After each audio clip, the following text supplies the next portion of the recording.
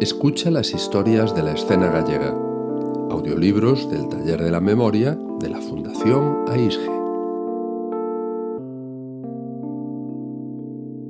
Pilar Pereira. Un trocito de memoria.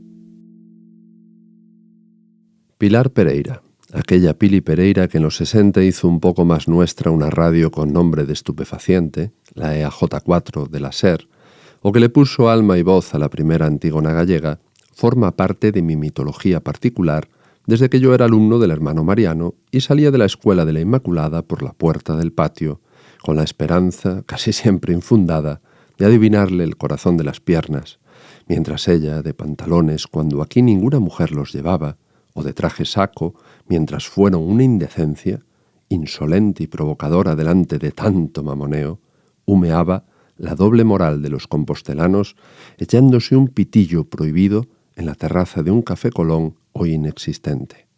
La gente mayor pasaba por delante de ella guardándose de mirarla o haciéndolo a escondidas, pero nosotros, los chavales, lo hacíamos sin tapujos, intuyendo a lo mejor que éramos espectadores de privilegio de una manera de rebeldía de la que luego seríamos beneficiarios. La primera vez que la volví a ver, después de aquellas miradas furtivas de la Compostela gris de los 60, fue en Madrid recitando a Rosalía en el rocódromo de la Casa de Campo. Cuando con el tiempo algunos descubrimos que aquella Pili Pereira que tanto escandalizaba a nuestros maestros y a nuestros padres por querer ser mujer libre y no mujer a secas, aquella a la que tantos compostelanos de los llamados de bien despreciaban en público, mientras la seguían envidiando en secreto, era la misma a la que nosotros, como actriz, como compañera, como madre y como mujer, respetamos y admiramos hoy. Entendemos por qué durante casi 20 años fueron otras las terrazas que engalanó con aquellas piernas de machacar conciencias y otras las gentes y las culturas a las que les prestó temporalmente su talento y su entereza, como mujer y como actriz. En Madrid, París, Lovaina, en Bogotá o Cartagena de Indias, con gentes como Víctor García de la Carraca de París, Ángel Facio, José Luis García Sánchez, Fernando Fernán Gómez, Luis Escobar, Víctor Catena o José Luis Alonso. Cine, teatro, radio y televisión en un periplo de 20 años. Ahora está aquí, entre nosotros, en tránsito otra vez, y la Compostela de bien la sigue mirando de soslayo. Yo ya solo soy capaz de mirarle a los ojos, y siempre con la admiración y el respeto de quien se sabe delante de una actriz y de una mujer de las que escasean. Roberto Vidal Bolaño. Capítulo 1. Por algún lado hay que empezar. Lado, parte, trozo de la vida. Eso es lo que, al parecer, me está resultando imposible. Juro que en estos meses lo intenté, al menos con la cabeza, las ideas, recuerdos, vivencias, pero fue inútil. Pesaba un sentimiento de rechazo constante a contar mis múltiples y ricas experiencias, que tantas veces transmití oralmente a mis hijas y a los amigos, en reuniones, cenas, noches de copas. Y es en ese sentimiento, el rechazo, donde temí hurgar, porque algo del no reconocimiento a partes de mi vida hizo que llegara a sentirlos como desprecio. Esto tiene que ver clarísimamente con Galicia, el lugar donde nací en todos los aspectos y del que me fui dando una de las mayores espantadas sociales de la época. Llegué a ser la separada porque, a la gente del buen y bien vivir, osé plantar cara y hacer uno de los cortes de manga del que aún muchos santiagueses guardan memoria.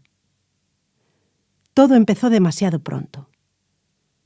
Mi padre, don Jesús Pereira, un grandísimo pedagogo, más para los de fuera de casa que para los de dentro, me escribía poemas que yo recitaba con 4 o 5 añitos, vestida de angelito, en el atrio de la iglesia de Ponteulla, donde mi madre ejercía como maestra nacional. Y menos mal que tenía esta plaza de funcionaria, porque la guerra civil, yo nací en 1937, había barrido, arrasado más bien, con todo el patrimonio familiar del que gozábamos cuando nací en Santiago de Compostela. El restaurante La Flor Noyesa y todo lo que mis abuelos habían logrado construir a lo largo de su vida se volatilizó debido a la guerra civil. Y allí, en Ponteúlla, los mayores aún recuerdan a aquella niña con voz apasionada que le decía versos a la Virgen de Gundián.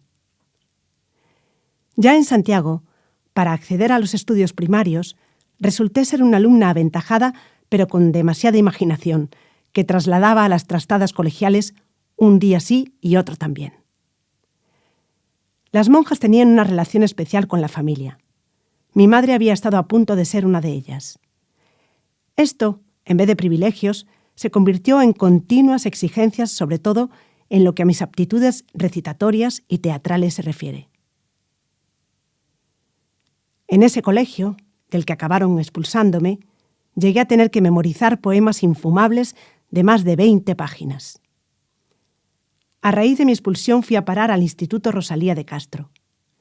Sin querer, las monjas me premiaron con algo que normalmente sería imposible conseguir. Ellas pensaron que la vergüenza me invadiría para los restos por ir al instituto. Nada más lejos.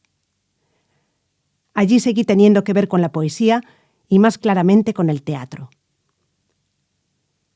Nuestro profesor de literatura, don Hilario Sainz Pardo, me hizo amar la lectura y bastantes veces me pedía que yo leyese de viva voz en clase.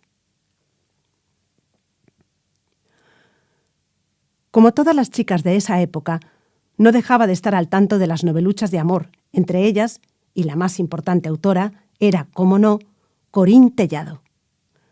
Yo las leía de cabo a rabo, las cambiaba por otras en un kiosco y hasta me las llevaba a clase.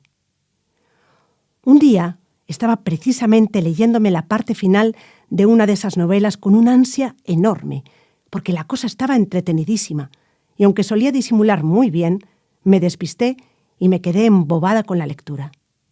Entonces, don Hilario Sainz Pardo dijo: un momentito, vamos a parar la clase, porque hay alguien que está en este momento tan entusiasmada que lo que está leyendo tiene que ser algo importantísimo. Me di cuenta de que se refería a mí y vi que se acercaba. «¿Me permite?», me dijo, sin ninguna violencia, muy educado. Y claro, yo le di el libro. Idilio en Hollywood, de Corín Tellado, página 62. «Pero si está usted acabándola ya, ¿no?». Sí, estoy a punto», le contesté. «Pero no se crea, es que me la prestaron, que yo no leo estas cosas, de verdad».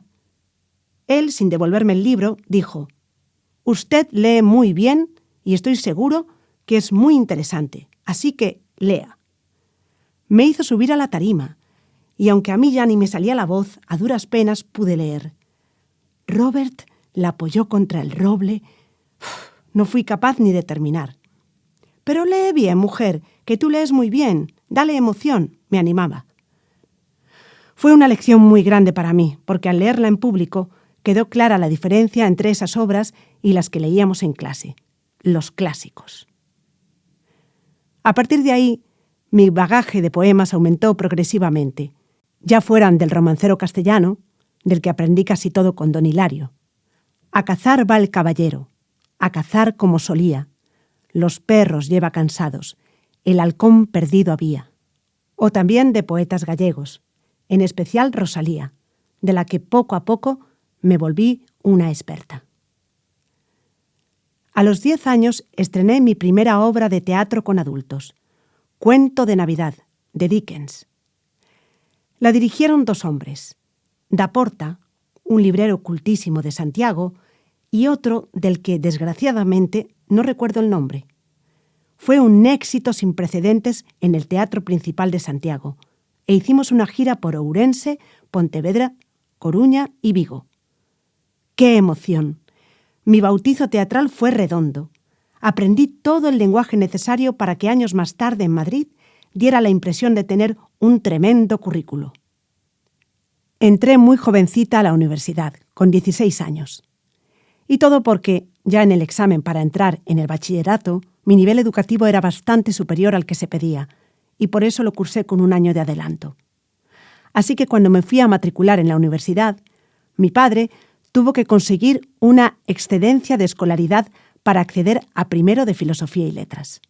Aún así, pasé alguna dificultad en las pruebas de acceso, como fue el caso de la última de ellas, que consistía en una redacción sobre un tema que nos daba el profesor. Mi padre no albergaba ninguna preocupación, porque consideraba que yo redactaba muy bien y además tenía bastante imaginación. Pero hubo un problema.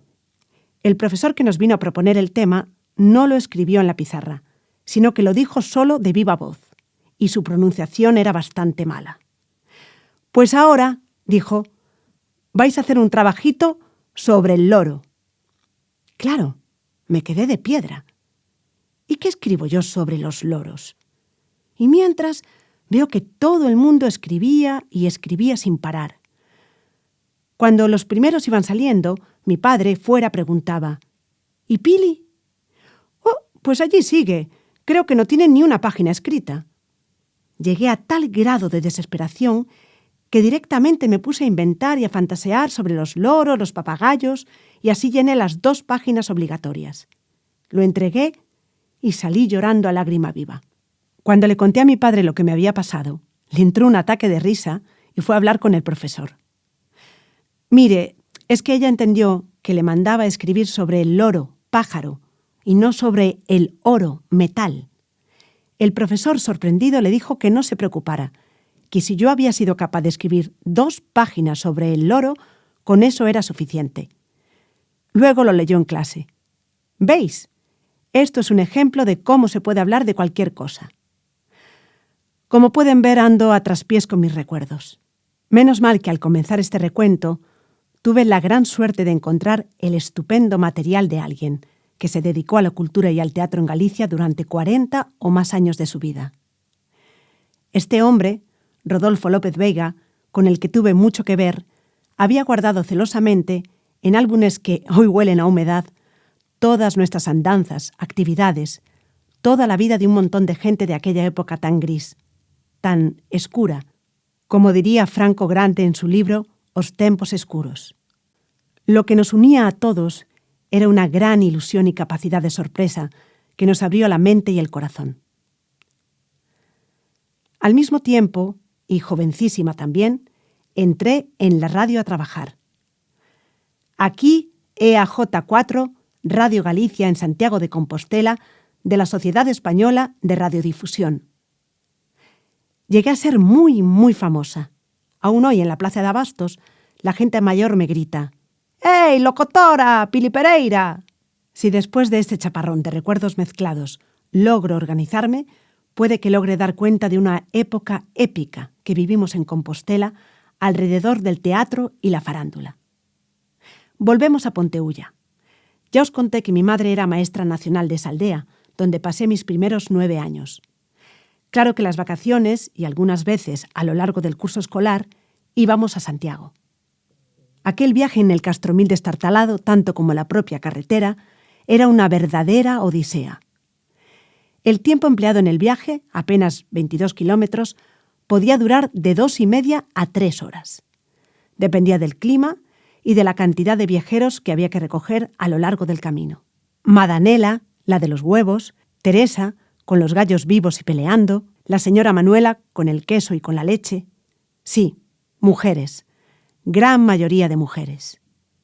Los jueves cambiaba un poco el panorama. Había feria de ganado en Santiago, y a la parte superior, al techo del Castromil, se subían hombres con cerdos y algún ternero, que no se sabe cómo lograban treparlo a las alturas. El ganado adulto, vacas, bueyes, caballos, viajaba a pie en una peregrinación de gente que salía a medianoche con todos los animales y esperando hacer un buen negocio en la feria. Fue allí, en Ponteulla, donde por necesidades perentorias me hice bilingüe. Las niñas de la escuela de mi madre, aunque en el aula estaban obligadas a hablar en castellano, en su vida familiar y cotidiana falaban galego. Yo, si quería participar en las correrías de las niñas de la aldea, ir al río, al monte, robar fruta o tirar piedras desde lo alto del puente, tenía que aprender a toda leche a hablar aquel gallego con geada y bastante cantarín de toda esa zona de Lulla. Pero cuando mi padre me escribía poemas para recitar en los días de fiesta, lo hacía en castellano. Asomada al borde de imponente Tajo, la fe de los hombres erigió un santuario, en donde le rinden su tributo diario los montes, el agua, las aves y el... Mierda. No logro acordarme cómo rayos rimó mi padre ese verso. Pero, al mismo tiempo, aprendí muchos poemas y cantares gallegos populares, hasta que no recuerdo quién me enseñó el Adiós Ríos de Rosalía. Creo que ese fue el comienzo de mi especialización en esa enorme poetisa, con la que conviví y aún convivo tras tantos años. Así que, antes de ser actriz, fui recitadora, y no os podéis imaginar con qué frecuencia me pedían que lo hiciera.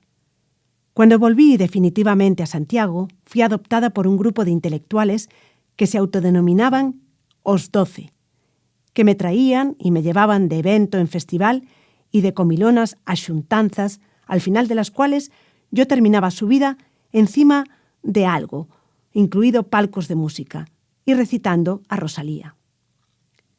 2 eran los poemas que más gustaban a Borobó, escritor y periodista muy conocido y también director del periódico La Noche, y a Aquilino Iglesias, escritor y catedrático de la universidad. O Moucho y a Xustiza pola man. Aquilino Iglesias, que era además un represaliado que se libró por los pelos de la pena de muerte, me decía que o Moucho era Franco y que yo me acordara siempre cuando recitaba «Non che teño medo, Moucho», a voz en grito, que era el generalísimo a quien se lo decía. Y tanto él como Borobó habían escogido a Xustiza pola man porque, de hecho, estaba prohibido. Mi padre tenía un libro de Rosalía en el que, por ejemplo, ese poema aparecía literalmente tachado en negro. Desde luego, el poema es duro, con mucha fuerza. A xustiza pola man. Aqués que ten fama de honrados na vila roubáronme tanta brancura que eu tiña. Botáronme estrume nas galas dun día e a roupa de cote puñeron mentiras. Nin pedra deixaron en donde eu vivira. Sin lar, sin abrigo, morei nas curtiñas. O raso cas lebres dormín nas campías.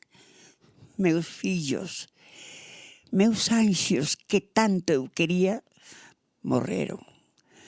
Morreron ca fame que tiñan. Quedei deshonrada, mucharon ma vida, fixeron un leito de toxos e silvas, e en tanto raposos de sangre maldita, tranquilos, nun leito de rosas dormían. Valede, meus xueces, berrei. Dolería. De min se mofaron, vendeume a xustiza. Bon Dios, axudaime, berrei inda. Tan alto que estaba ese Dios, non oía. E entonces, cal loba doente ou ferida, dun salto con rabia pillei a fouciña. Rondei pase niño, ni as ervas sentían, e a fera escondíase e dormía cos seus compañeiros en cama mullida. Mireinos con calma, e as mans estendidas dun golpe, dun sollo, deixeinos sin vida. E ao lado contenta senteime das vítimas, tranquila, esperando pola alba do día. E entonces cumpreuse a xustiza. Eu neles e as leixes nas mans que os ferira. No es, pues, tan extraño que acabase grabando discos de poemas de esta mujer, a la que yo nunca encontré llorona, como solían decir. La historia de la grabación sucedió más tarde, cuando yo era locutora de Radio Galicia y había iniciado mi periplo teatral en Santiago. La emisora era primitiva y familiar. Nosotros mismos manejábamos los cuadros de micro, grabadoras, tocadiscos, teléfono. ¡Ja! ¿Quién lo diría? Entonces casi una niña tenía una soltura con los aparatos que al parecer agoté para siempre. Fue allí, en una grabadora de la radio, donde yo misma registré unos 10 poemas de Rosalía y los envié, a la que, en ese momento, era la más prestigiosa casa de grabación. Odeón, la voz de su amo, que tenía un logotipo con un perrito sentado al lado de una gramola. Lo envié con una cartita que el propio Borobó y alguien más contaban maravillas de mí. Y a esperar. La verdad es que yo estaba segura de que me iban a contestar. Vaya ego. Y así fue. No solo se interesaron por carta y teléfono, sino que enviaron a un representante de la empresa a conocerme y comprobar si aquel torrente de energía existía en la realidad. Cerramos el trato y la Pili Pereira allá se fue, a Barcelona, a grabar a Rosalía y tener la primera gran experiencia de su vida, viajar sola y sin perrito que le ladre. Capítulo 2. La Rapsoda. Los recuerdos que guardo de mi experiencia en Barcelona, la grabación en unos imponentes estudios y mis paseos por esa ciudad que me fascinó, son imborrables. Me confirmé profesionalmente como la recitadora, pero algo vendría a alterarme, a que no me pareciese tan importante lo de recitadora. Se anunció a bombo y platillo la llegada a Santiago de una mujer muy famosa en el cono sur de América. Berta Singerman, la Rapsoda. Dios, cómo sonaba. Rapsoda. Tardé poco en averiguar que lo que significaba era la decanatura de recitadora. Era subir en el escalafón profesional. Así que tomé la decisión de abandonar para siempre Pili P, la recitadora, por Pili P, la Rapsoda. No duró mucho esa etapa. En cuanto se supo la fecha en que Berta Singerman debutaría en el Teatro Principal, yo ya tenía reservada mi butaca y hasta un pequeño discurso para presentarme en el camerino de mi colega. Fue como la marabunta. Sobre el escenario, una mujer enorme, altísima y grande. Vestía un sinfín de túnicas con las que, ¡zas, zas, zas!, jugaba como si fuesen aspas de molino. ¿Y su voz? Su tremenda voz de casi barítono, sus silencios interminables, su silabeo exagerado. Eran las 5 en punto de la tarde. Eran cuando empezó el poema, porque al finalizarlo debían ser las 6:30 o 7. Ni camerino, ni discurso, ni nada de nada. Pili P quería seguir siendo la recitadora. No quería saber nada de esa palabreja, rapsoda. Para los tiempos que corrían, yo era una auténtica privilegiada. Pocas mujeres trabajaban o eran independientes económicamente, salvo las ricas, que las había. Pero tener un empleo y por encima que te gustase, que te entusiasmase y bien remunerado, era algo extraordinario. Estaba en la radio, el único medio de comunicación de la época, salvo la prensa, y en donde por encima me sentía realizada. Daba igual dedicar discos con frases cursis y topiconas, leer las esquelas del día enumerando hijos, nietos y sobrinos, con nombres propios algunas veces. Eso mientras costaba £1 cada palabra. En cuanto lo subieron a 1 peseta, fueron desapareciendo los familiares del difunto a toda velocidad. Además de todo eso, y la programación habitual, fueron sucediendo cosas que te permitían experimentar y abrir un abanico interesante. A la SER de Santiago llegó un sevillano, Agustín Embuena, al parecer castigado por no se sabe qué, y muy experimentado en concursos de todo tipo. La gente mayor de la ciudad aún recuerda alguno de ellos. Yo me convertí en su partener y todas esas andanzas te hacían requete popular. También inicié una serie de entrevistas a las personalidades de la villa, desde el cardenal Quiroga Palacios hasta las Marías, esas extraordinarias y misteriosas mujeres sobre las que se tejieron muchas leyendas. Lástima que de todas esas entrevistas no quede ni rastro, ya que todo se reciclaba y se usaba hasta la muerte natural de las cintas. Una anécdota que me recordó Luis Rial, que aún hace radio y tele, fue la entrevista al cardenal Quiroga. Al parecer, yo llevaba una falda tubo por la rodilla, que al sentarme se me subía a mitad del muslo.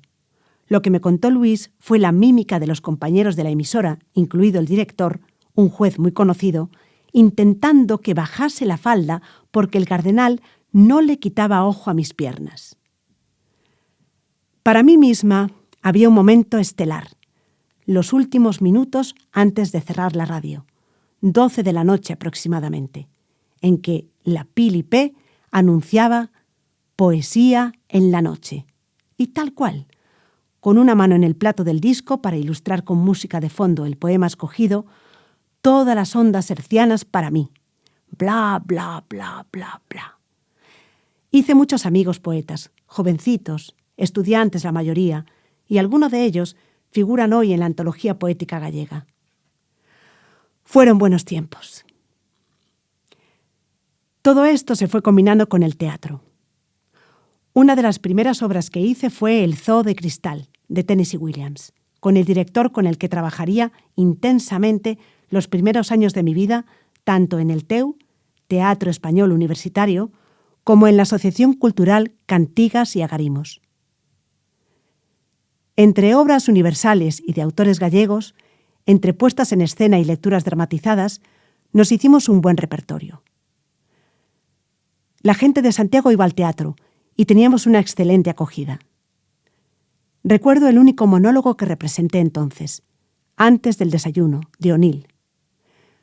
Muchos años después, en los 90, lo grabé para Televisión Española en Galicia, Antes do almorzo. Ninguno de los actores gallegos del momento sabían quién era esa actriz, Pilar Pereira, de tanto tiempo que estuve fuera, como se verá a lo largo de este texto. En todo ese periplo tan rico en experiencias, hubo algo, una obra teatral a destacar. Antígona, de Jean Anouilh. El TEU de Santiago iba a transgredir lo permitido, hacer teatro en gallego y que además fuera el grupo de teatro oficial dependiendo directamente del SEU, Sindicato Español Universitario. Pues sí, señores, el trío formado por Xosé Manuel Beiras, Xosé Luis Franco Grande y Xosé Ramón Silva se lanzaron a traducir Antígona y el elenco del TEU a ensayarla con la falta de temor que da la inconsciencia. Y un sábado en el Salón Artesonado de Fonseca la estrenamos con una emoción entre actores y público difícil de describir. No pasó nada, a pesar de que el entorno de Fonseca estaba totalmente rodeado de grises y policía secreta. De hecho, era un acto subversivo. Una señora muy conocida de Santiago nos dijo, por ejemplo, «No irá a pasarnos nada, ¿verdad? ¿Estáis seguros de que no van a entrar a hacernos nada?» «Pues no sabemos», le respondimos nosotros. Aún así, recuerdo que yo no estaba muy preocupada. Con una inconsciencia total, vivía más la emoción del momento que otra cosa. Dentro del teatro, el ambiente de expectación era increíble. La obra salió redonda y una vez terminada, los actores fuimos saliendo sin mayor novedad. Eso sí, nos fuimos a nuestro refugio, el Touriño,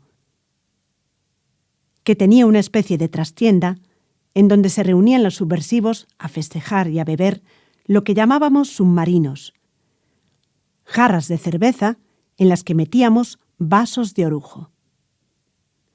Sin embargo, al ir a ensayar la siguiente obra, Los hombres pueden ser dioses, del lucense gallego Tato, escrita originalmente en gallego, sí que pasó algo. La censura intervino tajante y obligó al autor a traducirla al castellano. Y así se hizo, claro está. Se estrenó en el Gran Teatro de Lugo, hoy inexistente. Aquellas experiencias constituyeron una manifestación de autores, poetas y galleguistas que aplaudían la obra y pateaban la censura. Hicimos un sinfín de representaciones y desde entonces, por un tiempo, fue imposible hacer teatro en gallego. Claro que yo seguía con mis recitales de Rosalía, Curros, Cabanillas y otros más. Lo que reivindico de toda esa época es que sí existió y sí se vivió el teatro en Compostela. No solo López Veiga, de quien habría que ocuparse en serio leyendo su currículo, Por ejemplo, tal y como se ha publicado en El País en fechas recientes a las que escribo, este autor estrenó en la Plaza de la Quintana la obra de Castelao Os vellos non deben de enamorarse. La plaza estaba completamente abarrotada y eso que era una obra prohibida. Entre el público estaban todos los galleguistas que no se habían exiliado, entre ellos Otero Pedrayo, Aquilino Iglesias, arropando ese estreno. Esto, hoy en día, parece haberse olvidado. Y no, ya había teatro en aquella época, en gallego y frente al régimen. También otros y otras personas hicieron teatro. Punto y aparte, Ditea, de cuya experiencia puedo hablar poco, porque su aparición, con Magán a la cabeza, coincidió con mi decisión inapelable de fugarme a Madrid por cuestiones personales que no vienen al caso en este momento. Únicamente decir que esa decisión de largarme significó un salto al vacío, un cortar de cuajo con todo, que hoy, ahorita mismo, puedo decir que valió la pena. Capítulo 3. Madrid. Durante meses sobreviví con la liquidación de mi contrato de la radio, pero al tiempo tuve que empezar a buscarme la vida. No era fácil, pero al saber que había sido locutora, alguien me presentó al director del cabaret más grande que había en Madrid. Allí le llamaban Sala de Fiestas, Micheleta. «Esta chica necesita trabajo y sabe cantar», fue mi presentación. «Bueno, pues yo necesito una presentadora, pero que cante», respondió el director. Y hasta ahí todo bien. «Y además, que tenga acento extranjero». «¿Cómo?». Me quedé de piedra. Sí, como si fueras extranjera. Y que cantes algo en inglés. Pero cuando cantes en español, tienes que hacerlo con acento». Esas fueron las condiciones, pero desde luego dije que sí, y la verdad, no tuve que hacer muchos esfuerzos, porque era un trabajo muy repetitivo, se seguía siempre el mismo esquema. Lo que sí es cierto es que hice un verdadero trabajo de actriz, buscarme el acento, trabajar la imitación. Por ejemplo, aprendí el You Belong to My Heart de oído, escuchando el disco una y otra vez. Y no podía olvidarme, cuando presentaba, por ejemplo, a Los Cinco Latinos, que tenía que seguir con ese acento. Se morían de risa todos los que me conocían en el camerino. Más tarde me enteré que Luis Escobar, dueño y director de uno de los más bellos teatros de Madrid, el Teatro Eslava, hoy discoteca, hacía unas pruebas para su próximo espectáculo. Corrían rumores de que era una obra muy atrevida, de un tal Martín Recuerda. En ese tiempo ya había conocido a algunas actrices y actores y con una de ellas, Vicky Lagos, me acerqué al Eslava para una lectura de la pieza, a la cual me apunté. Aquello parecía una feria. Estaba lleno de mujeres y pocos hombres, porque la historia así lo exigía. Una compañía de revista de cuarta categoría que recorría España de pueblo en pueblo, igual que Viaje a ninguna parte, como maravillosamente contó Fernando Fernán Gómez en aquella película. Nos sentamos en el escenario unas 40 personas alrededor de una mesa improvisada sobre caballetes, y a la de 3 comenzamos a leer la obra. A mí, Luis, perdón que lo tutee, pero era lo que él quería, y además yo le caí muy bien, me subrayó 2 papeles. Uno de ellos, La Divina, fue el primero que leí, pero ya no llegué al segundo porque me dijo: «Vale, nena, tú eres mi divina». Me quedé de piedra. No entendía nada. Ya estaba. Demasiado fácil. Estaba hecha un lío. Al final, y después de hablar un rato con sus ayudantes, dijo en alta voz los nombres de las que deberíamos quedarnos. Y ahí estaba yo, Pilar Pereira. Sí, señor.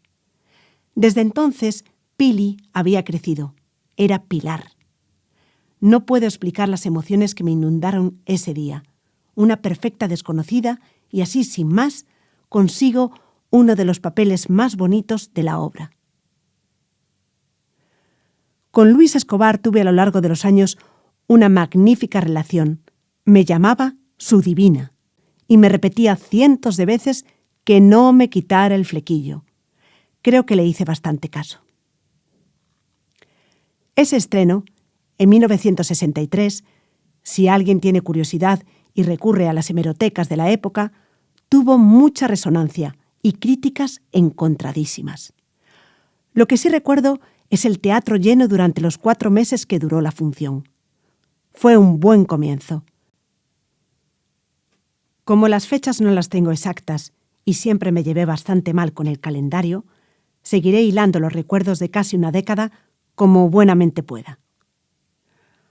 Poco tiempo después, entré en la compañía de María Fernanda Docón y Mario Antolín. Era una de las más sólidas compañías teatrales del momento, siempre con un repertorio muy contemporáneo. Fue una larga gira por toda España, de fiesta en fiesta, de los Sanfermines a la Malagueta, de arriba a abajo, a lo largo y ancho del mapa. Trenes, autobuses, pensiones, chinches.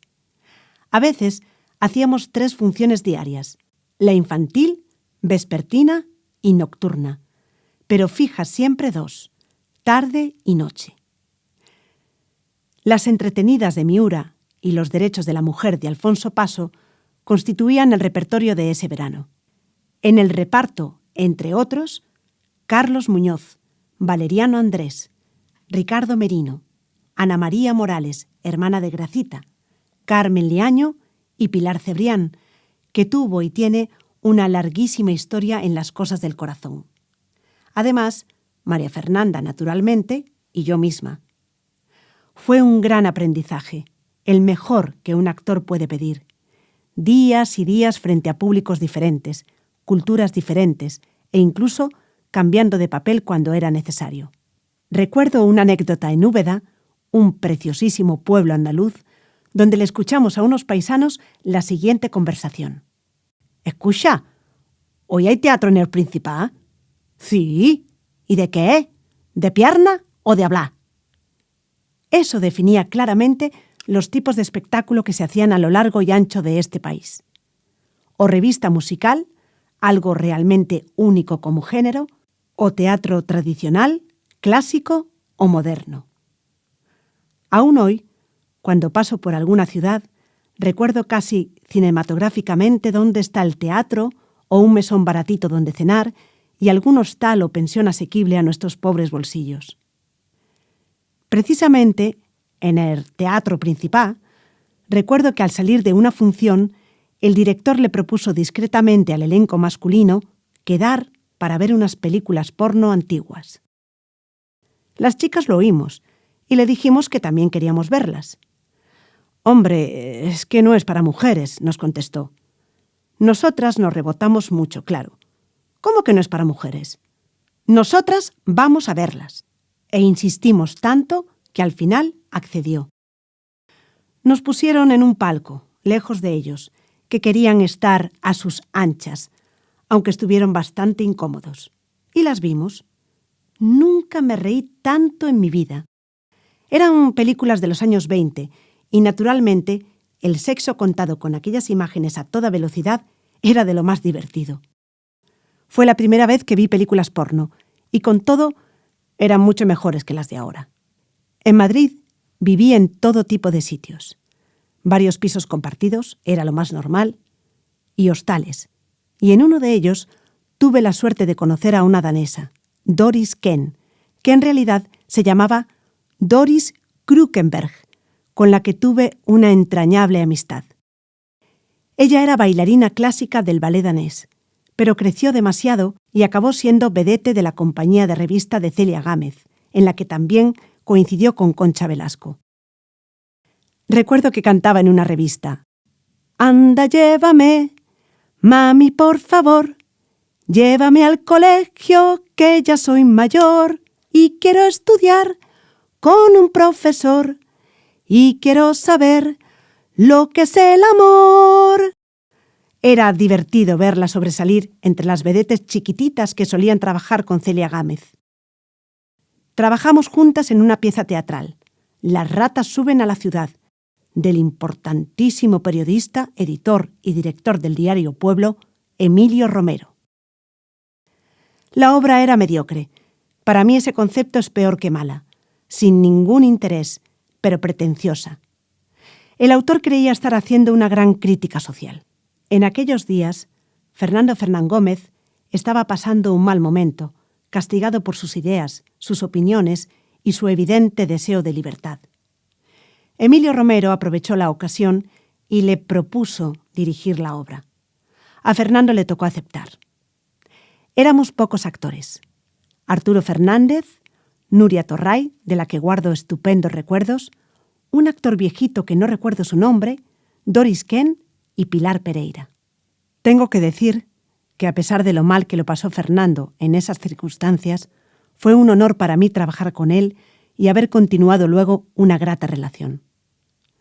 Más adelante grabaríamos juntos un disco de poesía con la editorial Aguilar, en el que también estaba María Luisa Ponte, un actor catalán, y yo misma en gallego.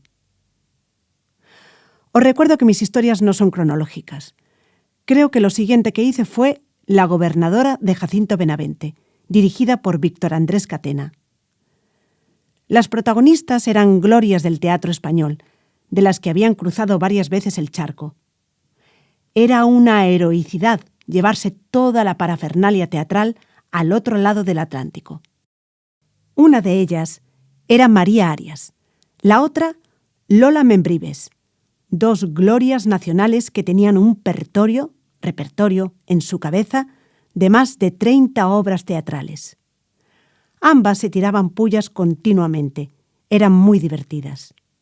Por ejemplo, un día estaba la Arias encima del escenario y al parecer la letra se le resistía. Se puso nerviosa y dio un gritito de desesperación. ¡Estoy histérica! Y desde abajo, la Lola Membrives, que tenía una voz de fumadora terrible, le dijo: «Hija, no será histórica».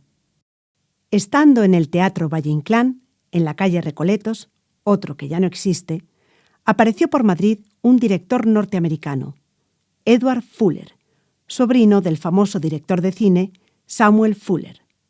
Pues bien, este hombre quería hacer un montaje del dramaturgo sueco Strindberg, de lo más moderno, algo nunca visto. Hizo un casting, primera vez que oímos ese palabra, a casi todos los actores que andaban por Madrid.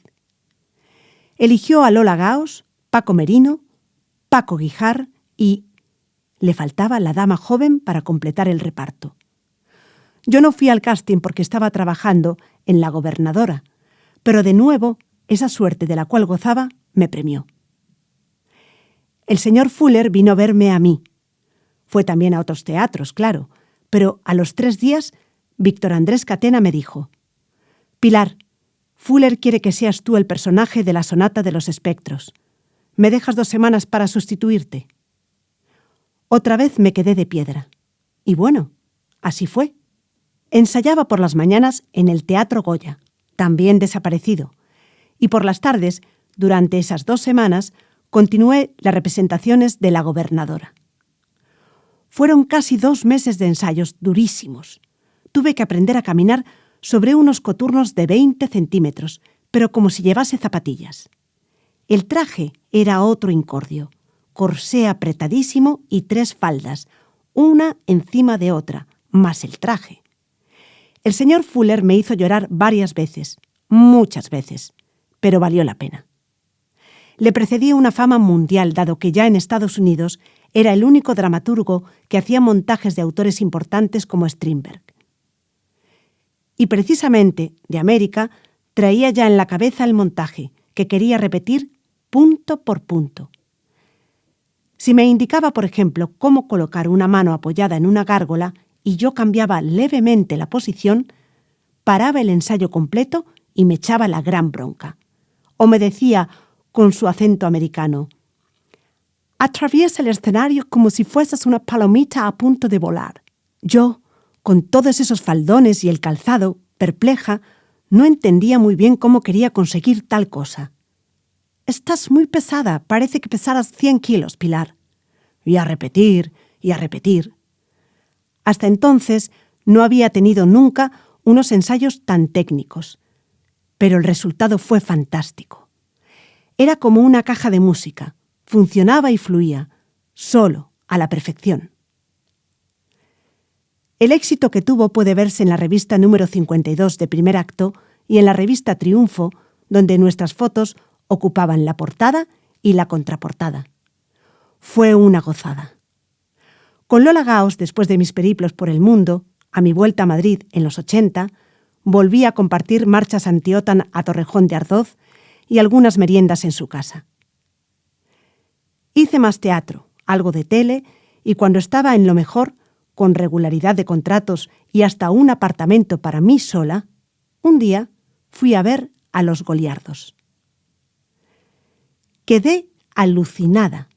Ellos, los Goliardos, estaban haciendo el teatro que a mí realmente me gustaba.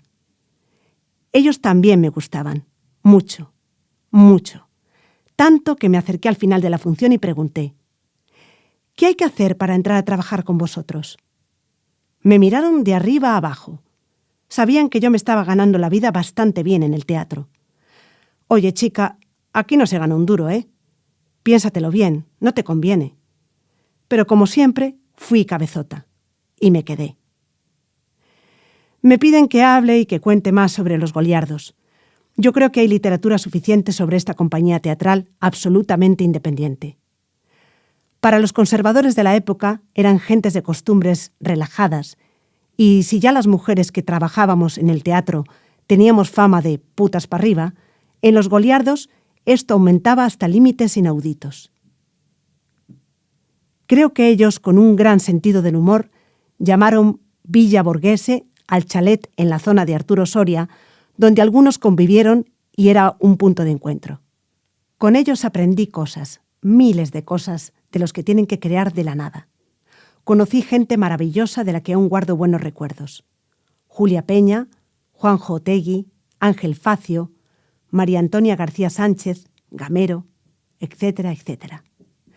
Gracias a los contactos internacionales de sus componentes, fuimos seleccionados para participar en el Festival Internacional de Nancy, Francia, que en aquellos años tenía un gran prestigio. Y allá fuimos. Ese es el inicio de otra etapa de mi vida. París. Capítulo 4. París. El viaje fue muy apasionante, aduana incluida, porque algunos iban algo mal de papeles. Al llegar, nos encontramos con gentes venidas de infinidad de países, grupos teatrales de muchísimo talento, especialmente los brasileños, que nos regalaron un espectáculo musical con temas que años más tarde se harían muy famosos. Con la obra que habíamos presentado, Ceremonia por un negro asesinado, del controvertido y famoso Fernando Arrabal, también fuimos a París. Él nos invitó a su casa, y no podré olvidar la enorme estatua en yeso que tenía sobre su mesa de trabajo. Un triángulo del cual salía una inmensa polla, a la cual Arrabal le prodigaba repetidas caricias. Fuera de esa extravagancia, era un tipo encantador y un gran anfitrión. Tuvimos 2 días libres para conocer París. Yo me separé del grupo porque mi curiosidad y mi emoción eran enormes. En ese vagar sin rumbo por calles y callejas, en una de ellas me tropecé de pronto con un cartel negro y rojo bastante visible. Maison du Parti Communiste de la Espagne. No me lo podía creer. Yo llegaba de un país con una represión agobiante, en el que ni siquiera las reuniones de amigos estaban permitidas. Casa del Partido Comunista de España. Me latía muy fuerte el corazón y me senté en el pollete de una puerta a dejar pasar el tiempo, porque sospechaba que en algún momento aparecería la policía y se acabaría el espejismo. Pero no, era real, y la gente entraba y salía con toda tranquilidad, así que me animé y entré yo también. Había mucho trajín allí. La gente pintaba carteles, hablaban animadísimos y enseguida caí en cuenta que todas esas pancartas y carteles contenían una fecha, 1 de mayo. Hablé con varias personas. Me dijeron que ese año la manifestación iba a ser unitaria. Todos los pequeños y grandes sindicatos juntos. Iba a ser gloriosa, eso me dijeron. Me invitaron a ir con ellos y quedé en un lugar determinado de los Campos Elíseos. No fue difícil encontrarlos. Las banderolas y pancartas los mostraban de lejos, claramente. Creo que nunca lloré tanto en mi vida. Aquella masa inmensa de seres humanos, cogidos del brazo, en filas, y cantando con voces recias la Internacional. La cantaban en francés, claro, y yo la aprendí en ese idioma, tanto que hoy en día no me la sé casi en español. Pero esa no fue la única emoción que me embargó ese día. Por la tarde, y todavía con la bolsa de bocatas y refrescos que me habían dado en la mani, me senté en uno de esos parques maravillosos de la ciudad. Mi vista no podía apartarse de una pareja de adolescentes que se besaban con tal frenesí que daba la impresión de que sus bocas estaban pegadas con superglue. Y frente a ellos, en otro banco, una viejita muy linda tejía una bufanda y suspiraba al mirar a la parejita amorosa. Yo pensé lo que habría pasado si el parque hubiese sido el Retiro de Madrid. Imaginaba a la viejita amenazando con sus agujas a la parejita y llamándoles «¡guarros, cochinos! Habría que lavaros la boca con lejía». Fue allí mismo, en ese parque, donde conocí a la primera pareja gay de mi vida, con la que días más tarde entablaría una estrechísima relación. ¿Cómo me gustaría saber algo de ellos?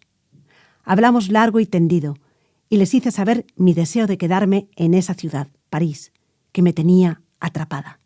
Ellos me dijeron que disponían de una chambre de bonnes, un cuarto de criadas. Estos habitáculos suelen estar en el último piso, lo que nosotros llamamos desván, una habitación bastante decente con su lavabo y en el pasillo un váter comunitario. Cuando llegó la hora de encontrarme con los goliardos para coger el microbús y volver a España, yo ya había decidido quedarme en París, con lo puesto, y así se lo comuniqué. Me quedo en París. La mayoría no me creyó, salvo el pintor Manolo Calvo, que había diseñado los decorados de la obra que representamos en Nancy. Él sí se dio cuenta de que iba en serio. Se queda. Y me quedé. Como este recuento va de memoria histórico-teatral o algo así, no entraré en las experiencias personales, afectivas y extraordinarias que me tocó vivir. Me adelantaré al momento en que me encontré a un grupo de españoles y franceses que estaban a punto de poner en marcha un proyecto maravilloso. La Carraca. Fue el nombre que le quedó al final. Sus intenciones eran cubrir artística y culturalmente las necesidades de miles de emigrantes hispano-portugueses. Cuando yo los conocí, hacía tiempo que le daban vueltas a este proyecto y contaban con figuras conocidas por el público parisino. Allí estaban Paco Ibáñez, Luis Cilia, los hermanos Armonía y Frater, la incombustible Michel Blossier y un motor con muchas revoluciones, José Luis González. Había muchos más. Tuve la suerte de encontrarme con ellos en un cafetín de la rue Monsieur-le-Prince, Le Monaco, el día en que estaban tomando las últimas decisiones. Empezar a producir espectáculos culturales, de poesía, teatro, canción, etc. Hay que decir que el gobierno francés nos facilitó un precioso teatro, Les Trois Badouettes, local de ensayo y equipos para poder imprimir nuestros programas. En el tiempo que duró mi experiencia con ellos, la relación afectiva que se creó aún continúa hoy día.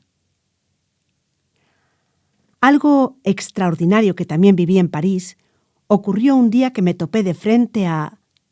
¿A quién? Al mismísimo Edward Fuller. Qué pequeño es el mundo. Resulta que el buen señor tenía un proyecto que contaba con el apoyo de la Embajada Española para montar La vida es sueño, de Calderón de la Barca. Y otra vez contó conmigo para el proyecto. Cuando al día siguiente llegué a la cita en el maravilloso Théâtre Athénée de París, me quedé de una pieza con la gente que estaba allí ya contratada. El protagonista era ni más ni menos que Paco Rabanne, y estaba también Paco Guijar, con el que había trabajado en la Sonata de los Espectros. Luego, un sinfín de gente de lo más variopinto. Una valenciana criada en París, con un acento indescriptible, mexicanos, venezolanos, colombianos... ¿Y quién más? El padre de Segismundo era Luis Escobar. Imagínense todo ese cóctel de gente, incluida yo, que pasé a ser estrella, poniendo en pie a un Calderón en vaqueros, vestidos de Jacques Faz, y un Segismundo, Paco Rabanne, con ropas modernas rajadas por todas partes. Esta vez sí que Fuller metió la pata. Al tercer día hubo que suspender el espectáculo, pero la experiencia humana fue muy gratificante. De hecho, en el patio de butacas, los intelectuales españoles que vivían en París se levantaban y proferían todo tipo de epítetos insultantes.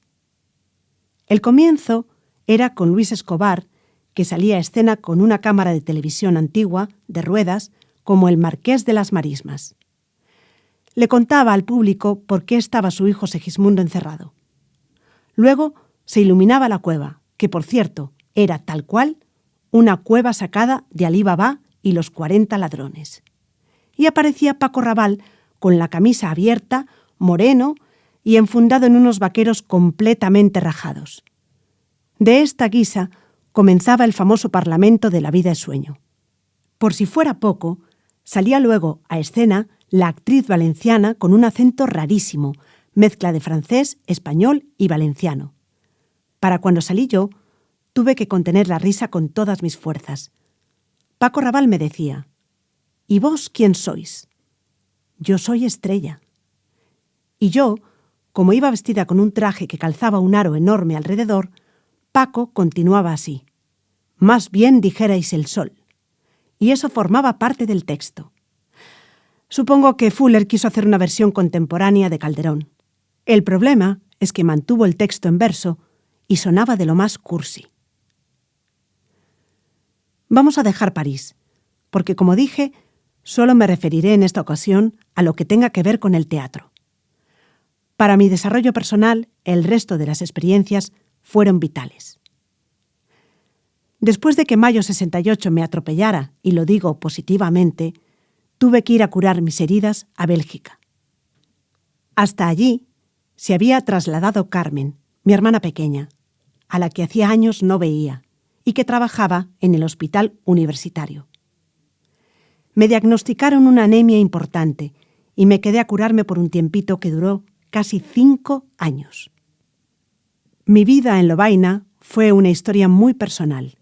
Tuve algo que ver con el teatro, o más bien con el espectáculo, pero eso fue secundario.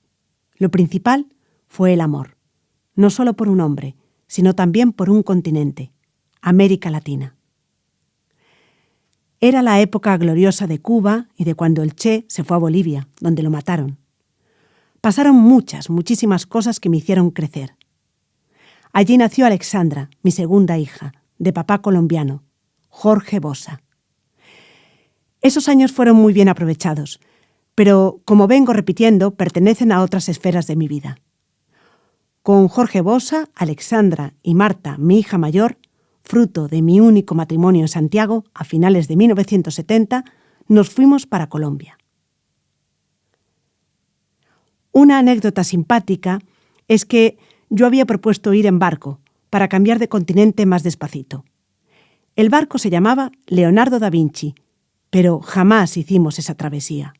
El barco de Marras, cuando volvía de América al puerto de Amberes, donde debíamos embarcar, se incendió. Sí, se incendió. Y el sueño de ir navegando se frustró. El viaje en avión hasta Cartagena de Indias fue otra aventura. Las 2 hijas, Marta y Alexandra, Jorge y Pilar, y miles de bultos de mano que hoy sería imposible llevar en los vuelos y compañías actuales. Después de pasar por 9 aeropuertos, llegamos por fin a Cartagena, ciudad de la que sigo enamorada. Me di cuenta de que el Caribe era el sitio ideal donde yo tendría que haber nacido. Fue mi punto de contacto con Colombia, país al que adoro y que todo el mundo sabe que quiero muchísimo. Allí nació Camila, mi tercera hija, y ya eran 3, como el poema de Gutiérrez de Cetina. 3 nenitas tengo 3, que siempre creí que lo había escrito mi padre. Conocí también a todos los amigos de mi compi, que, como buena costumbre de los costeños, no se llaman por su nombre propio. Cada uno tiene un mote, un apodo. Por ejemplo, Hay uno que se llama el anormal.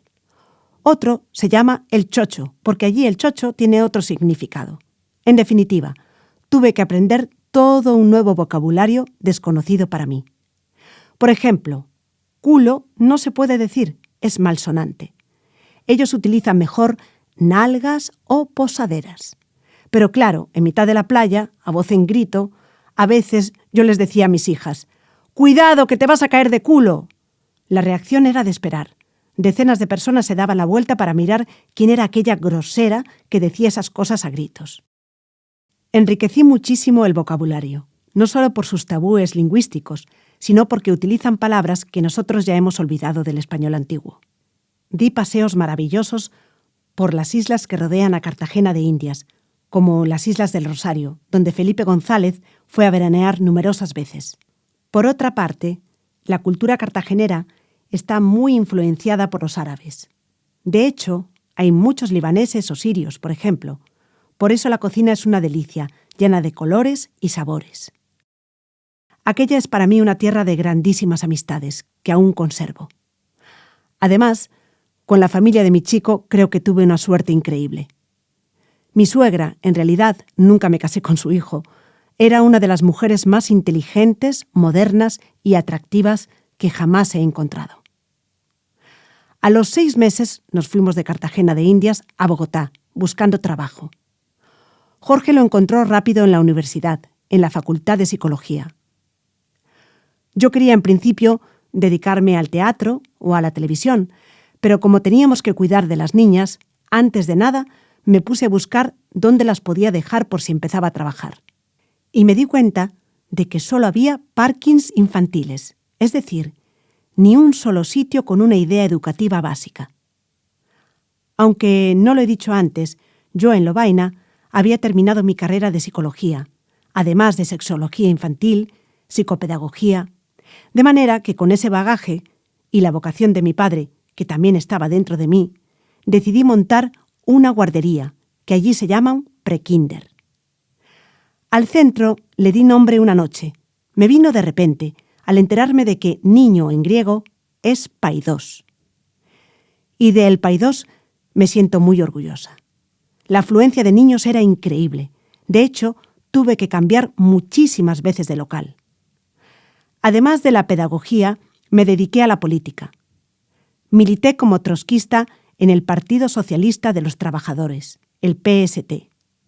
En Latinoamérica, la solidaridad se practica día a día y las relaciones humanas las guardan con especial cuidado.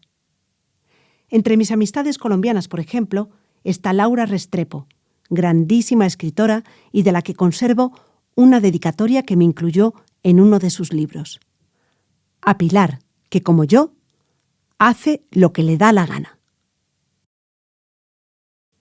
Capítulo 5. Vuelta a Galicia. A finales de 1980, justo a los 10 años, las cosas se me desbarataron. No todas, las más cercanas. Así que, después de darle muchas vueltas, con una niña delante, Alex, y otra detrás, Camila, me volví para España, concretamente a Madrid. Mi otra hija, Marta, había decidido volver a Galicia con mis padres unos años antes. Como no pude ir en barco a Colombia, el viaje de vuelta sí lo quise disfrutar, así que lo hicimos por etapas. De Bogotá fuimos a Miami, donde vivía una íntima amiga norteamericana, Ana, con la que compartí muchas cosas en Colombia. Entre otras, nos habíamos estudiado El Capital de Marx, así como suena. Y no la había vuelto a ver desde que partiera a los Estados Unidos a ver a su padre, que estaba muy enfermo.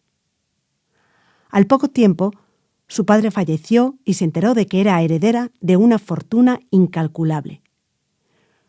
No pudimos darnos cuenta de la dimensión de la fortuna hasta que llegamos allí. Del aeropuerto llegamos a una isla privada y con el acceso muy controlado. Esa fue la primera sorpresa. Y cuando llegamos a la dirección que nos había dado, vimos un edificio enorme. Tanto es así que pensamos que era un hotel y que nos habíamos equivocado. Dimos vueltas y vueltas hasta que decidí llamarla para salir de dudas. Pues sí, allí era. Aquello no era una casa, era una mansión rodeada de varios edificios. El central lo ocupaba ella y disponía de piscina y un embarcadero privado. De hecho, tenía apartamentos privados para los amigos, porque ella era una mujer muy independiente, y en uno de ellos fue donde nos alojamos.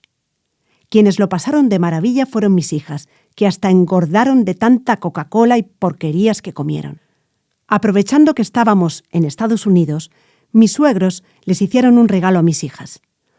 Una visita tanto a Disney World como a SeaWorld. Este último era una especie de parque de atracciones relacionado con el mar. Disney World me pareció horrible, sobre todo por el robotismo con el que actúan todos los empleados que trabajan allí. De hecho, se lo hice comprobar a mis hijas. Nos montamos varias veces en las atracciones para que comprobaran que los empleados decían lo mismo una y otra vez. En total, estuvimos casi un mes en Miami. De ahí nos fuimos a París, a casa de mi amiga Michelle, y pasamos unos días deliciosos, viajando en la medida de nuestras escasas posibilidades económicas. Al cabo de esos días, nos fuimos en tren a España. Por fin. Pero cuando llegamos a la frontera, en Hendaya, para hacer el cambio de vías, oigo mi nombre por el altavoz. Es la policía española que me reclama. Mis hijas estaban medio dormidas, así que se quedaron en el tren. Cuando llegué a donde estaban los agentes, me dicen que tienen obligación de preguntarme de dónde vengo, a dónde voy. Ante aquella situación me entró tal ataque de rabia que me puse a proferir amenazas de todo tipo. Me marché enfadadísima y retándoles a que me detuviesen. De hecho, me negué a firmar ninguno de los documentos que me presentaron, algo que, como luego me confirmaron amigos en Madrid, había sido un gran acierto, porque de haber firmado, habría quedado registrado y habría constado que yo seguía siendo sospechosa de algo. Aún en los años 80, la dictadura franquista seguía pasando factura. Al llegar a Madrid, nos instalamos en un piso espléndido que me brindó un antiguo amigo, Gonzalo Cañas. Después, empezamos a rodar de piso en piso. Era una época de crisis como la actual, y las cosas estaban realmente difíciles. Así que, durante unos años, hice de todo. De teatro, ni hablar. Yo tenía que garantizar un condumio diario, fuese como fuese. Así que trabajé en la venta ambulante, en el rastro o en barras americanas. Sí, barras americanas. Madrid estaba lleno de ellas, y eran, en principio, bares atendidos solo por chicas. Tú cobrabas un sueldo diario, pero tenías que darles conversación a los clientes. Ellos, entonces, te invitaban a copas. Lo que después hicieran algunas camareras de puertas afuera era cosa suya. Yo nunca hice nada más. Ni siquiera aguantaba las conversaciones de los clientes. La mayoría eran bastante pesados. Así que dirigía yo el diálogo. En la Bombonera de Oro, por ejemplo, se llegó a hacer famosa la tertulia de cine que llegué a montar allí. El día del golpe de Estado estaba precisamente arreglándome para ir a la Bombonera de Oro. Escuché por la radio cómo los guardias civiles asaltaban el Congreso y llamé a mis hijas. «Venid, venid rápido, que esto es histórico. Están asaltando el Parlamento». Ellas llegaron, escucharon un ratito y al cabo respondieron con un «bah» y se fueron.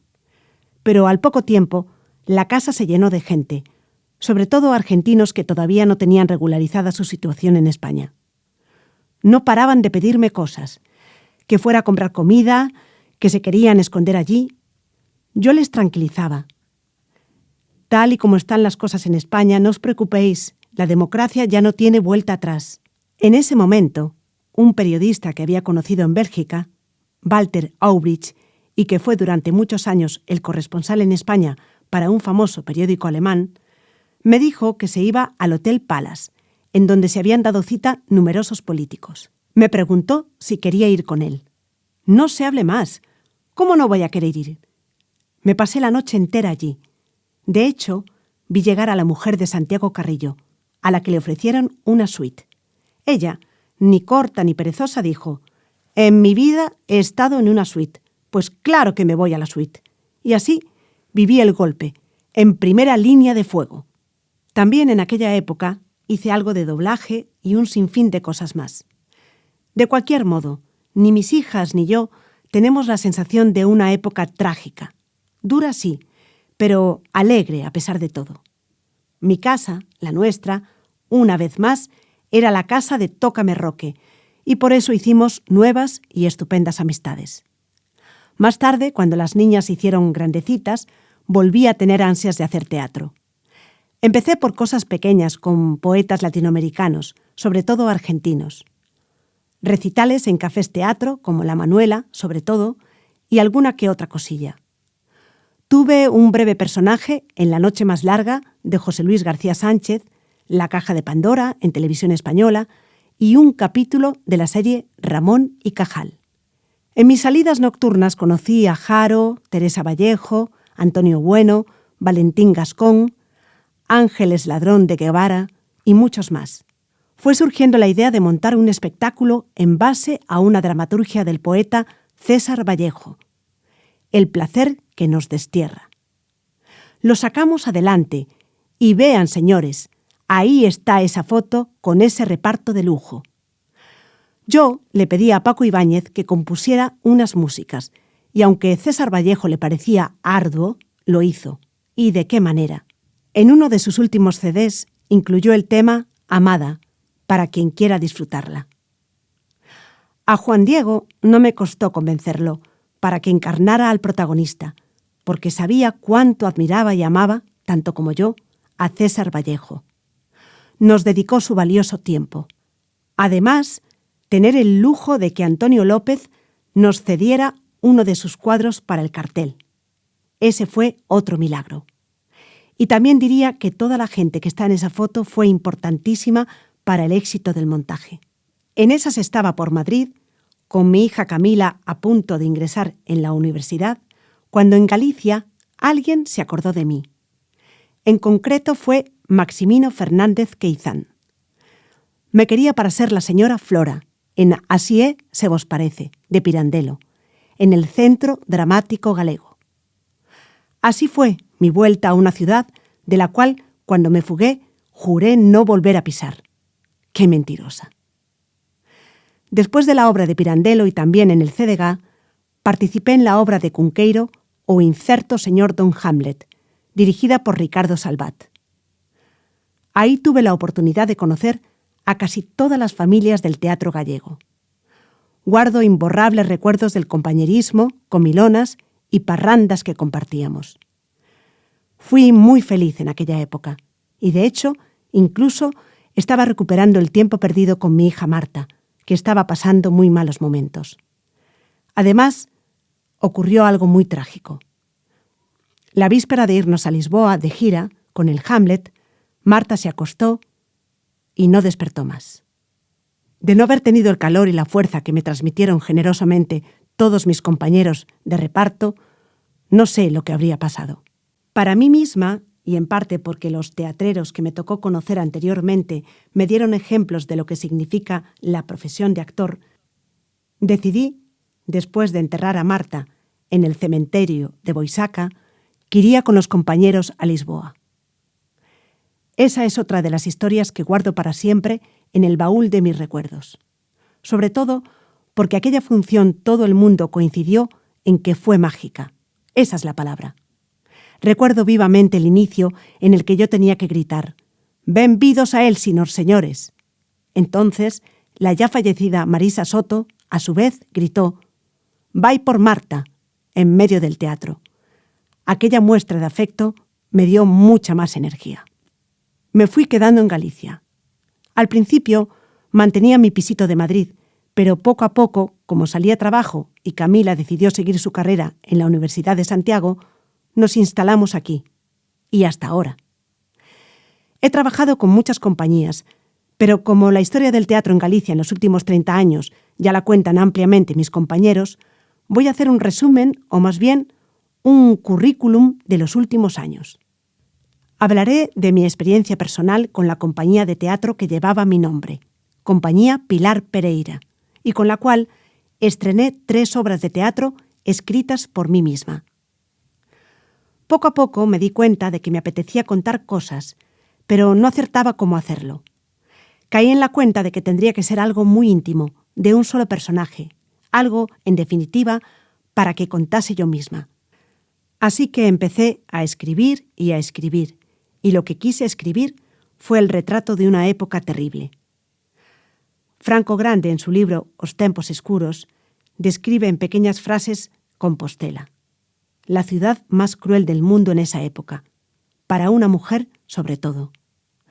Así fue saliendo el monólogo Ofelia sen a virtud do pudor, con el que recorrí prácticamente toda Galicia y parte de Portugal durante casi 9 años.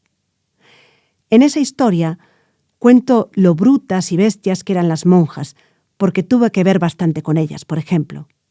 Pero todo lo que yo escribía en Ofelia no son solo las experiencias que me tocaron a mí, sino también las de otras personas de Santiago, y aunque parece que todo le pasa a Ofelia, en realidad lo que hace es asumir esas vivencias en su personaje. A pesar de lo oscuro de la época y de las tragedias de su vida, la obra está hecha con un tremendo sentido del humor. Ofelia empieza a contar su vida desde el final y arranca con el público, sentada. Le toca un cartón de bingo y tiene que subir al escenario a recoger un premio, pero al subir ya no puede volver a bajar porque se lo impide una corriente eléctrica. En el escenario hay una maleta vieja que ella abre y de la que van brotando todas las historias. Como lo cuenta desde el final, ella ya mira todos sus avatares de frente y sin pudor. Y aunque la gente se reía muchísimo, muchas veces me encontré con señoras que venían llorando a decirme que las mismas experiencias de Ofelia les habían sucedido a ellas o a familiares. Fueron las mujeres, fundamentalmente, quienes se sintieron muy ligadas a estas historias.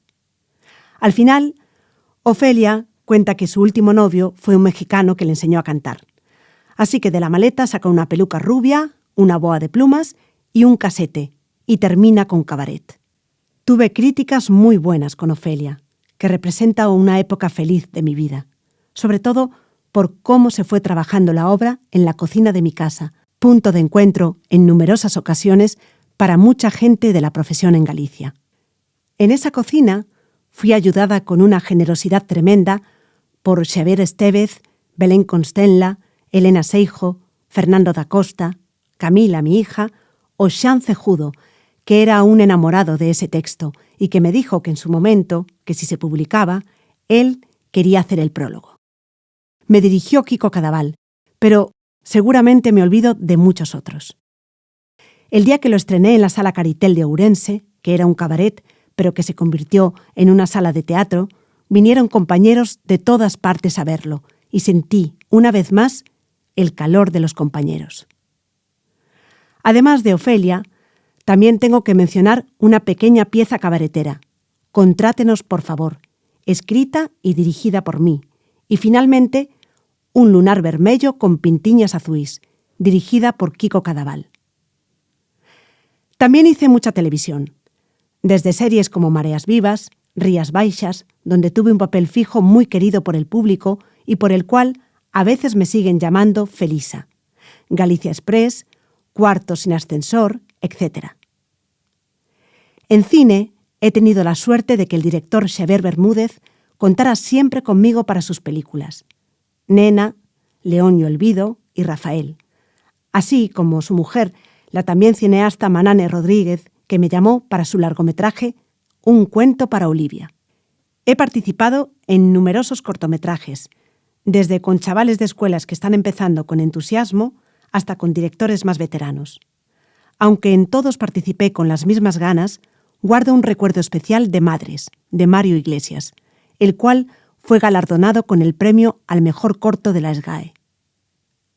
En cuanto a series nacionales, participé en varias como Hospital Central, en donde tengo el honor de haber sido el personaje que metió en la cárcel al protagonista, el famoso Vilches, y también en Manos a la obra. Y a pesar de mis 73 años, mantengo mis constantes vitales muy vitales y sigo teniendo unas ganas enormes de subirme a un escenario todos los días.